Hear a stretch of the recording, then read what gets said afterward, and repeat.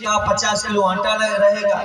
बंधुओं, यहाँ से ब्राह्मण देवता कुछ लेकर के जाने वाले नहीं है, सब इसी महायज्ञ में सब आहुति पड़ जाएगी महाराज। भव्य दिव्य भंडारा होगा, कम से कम यहाँ से 1000, 2000, 3000, 4000।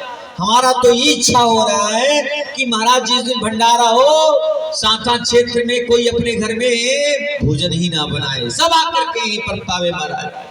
सब हनुमानगढ़ी के पवित्र प्रांगण में जिस प्रकार से बाजार लगता है, वहीं पर यहाँ बाजार लगे भंडारे का, अलग अलग स्टॉल लगे हैं कि महाराज वहाँ पर पूरी सब्जी बट रहा है, यहाँ पर हलवा बट रहा है, वहाँ पर खीर बट रहा है। लेकिन ये सब कब होगा? जब आप लोगों के अंदर ऐसी भावना जगेगी कि महाराज जी मेरे ओर से खीर की व्यवस्था करिए भंडारे के दिन। कितना लग जाएगा खीर? अरे 2-4 कुंटल महाराज दूध ही तो लगेगा, कितना लगेगा? एक दिन की बात है, तुमने इतना पैसा कमाया, इतना धन संपत्ति इकट्ठा कर लिया, अगर वो समय आ रहा है हनुमान जी के चरणों में लगाने का, तो क्या चला गया? तुम अगर 10-20 हजार रुपया करके यहाँ लगा ही दोगे, लाख रुपया जब महीना कमा रहे हो साता बाजार से, अगर 10,000 रुपया खर्च कर दिए तो कौन सी बहुत बड़ी चीज कर दिए? सब भगवान के चरणों में समर्पित कर दो। यहाँ पर जो भी हम कमाते हैं सब भगवान का ही दिया हुआ है महाराज। केवल हम लोग कर्म करते हैं, केवल पुरुषार्थ करते हैं, सब कुछ भगवान का है। सर्वम विष्णुमयम जगत, इस संसार में जहां तक हमारी दृष्टि जा रही है सब भगवान का ही है। सब कुछ व्यक्ति ही छोड़ करके जाएगा, यहाँ से कुछ लेकर के जाने वाला नहीं भैया। दोनों हाथ खोल करके आए थे और दोनों हाथ खोल करके ही जाएंगे।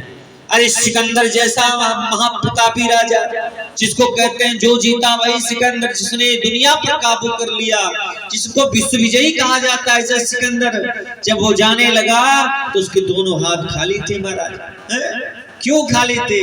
क्योंकि वो कुछ लेकर के नहीं गया, सब कुछ यहीं पर धर के गया महाराज। तो मेरे प्यारे, हम जो भी कमाते हैं हम कमाएं जरूर अपने परिवार के लिए, अपने बच्चों के लिए, लेकिन उसमें से कुछ पुण्य जरूर अपने समाज के लिए निकाल देना चाहिए। आज यहाँ जो कार्यक्रम हो रहा है ये परिवार का कार्यक्रम नहीं है, ये समाज का कार्यक्रम है महाराज। इस सामाजिक व्यवस्था है, ऐसे समाज में भगवान के कार्य होते रहना चाहिए, जिससे कम से कम आने वाली पीढ़ियों को भी पता चले, आने वाले बच्चों को भी पता चले, आने वाले उन नवयुवकों को भी पता चले कि हमारे पूर्वजों ने हनुमानगढ़ी मंदिर पर बड़ा भव्य दिव्य कार्यक्रम किया था।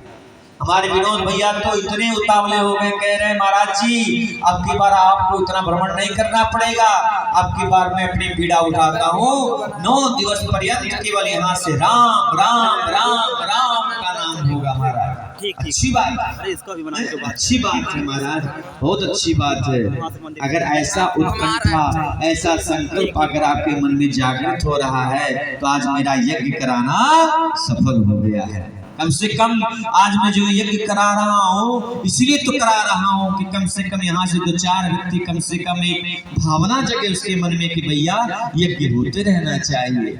बंधुओं, यज्ञ बहुत जरूरी है हमारे जीवन में। यज्ञ से ही तो संसार में वृष्टि होती है, यज्ञ से ही तो महाराज किसान जो बीज बोता है खेत में उसमें जो पैदा होता है सब यज्ञ से ही होता है, यज्ञ से ही समस्त मनोकामनाओं की पूर्ति होती है। यज्ञ क्या नहीं कर सकता है महाराज? यज्ञ से समस्त मनोकामनाओं की पूर्ति किया जा सकता है। अरे जब यज्ञ से भगवान श्री राम प्रकट हो गए तो भैया क्या नहीं हो सकता बताओ ना। इसलिए मैं कल भी कहा, आज भी कह रहा हूँ, होता है सारे विश्व का कल्याण यज्ञ से, जल्दी प्रसन्न होते हैं भगवान यज्ञ से। तो मेरे प्यारे, एक कल्प वृक्ष है, इस कल्प वृक्ष के नीचे जो भी कामना करोगे आपकी समस्त मनोकामनाएं पूर्ण होंगी। आप चाहोगे मेरी फैक्ट्री चले तो आपकी फैक्ट्री चलेगी, आप चाहोगे हमारे घर में संतान की प्राप्ति हो जाए, आपको संतान की प्राप्ति हो जाएगी। पित्तेश्रा पुत्रेश्रा लोकेश्रा, जो जो कामना लेकर के आओगे भगवान के सामने समस्त मनोकामनाएं भगवान पूर्ण करेंगे। तो बड़ा सौभाग्य, बड़ा अत्यंत सौभाग्य का विषय हमारे बीच में बहुत बड़े बड़े कर्मरथी लोग पधार रहे हैं। आप सभी लोग आइए और आकर के हवन में सम्मिलित होइए। विनोद भैया को, हमारे सुरेश भैया को, दोनों को आरती इस यज्ञ का सर्वप्रथम संकल्प कराइए। चलिए पुनः प्रारंभ किया जाए। आइए।